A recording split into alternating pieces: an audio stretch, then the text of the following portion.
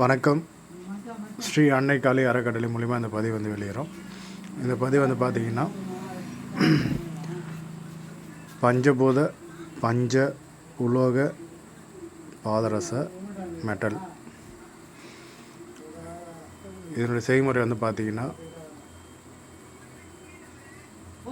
சுண்ணம், அதாச்சும் ஆயத்தையும் நாகத்தையும் ஒன்றா சேர்த்து சுண்ணம் பண்ணணும். அதிலே ரசத்தையும் சேர்த்துக்கணும். அதுக்கப்புறம் துருசு சுண்ணம், வெள்ளி சுண்ணம், தங்க சுண்ணம், இது மொத்தமாக வந்து சேர்த்து சுண்ணம் செய்து இந்த சுண்ணத்தில் வந்து லிங்க ரசத்தை விட்டு அரைச்சி, இதுக்கு வந்து பார்த்திங்கன்னா பூநாக சத்து, கந்தக சத்து, இந்த மாதிரியான ஒரு 5 வகையான சத்துக்களை வந்து இதில் கொடுத்து, அதுக்கப்புறம் மூலிகை சாரணை ஏற்றி, அதுக்கப்புறம் நம்ம பதங்கம் ஏற்றி இதை வந்து நம்ம ப்ராசஸ் பண்ணோம்.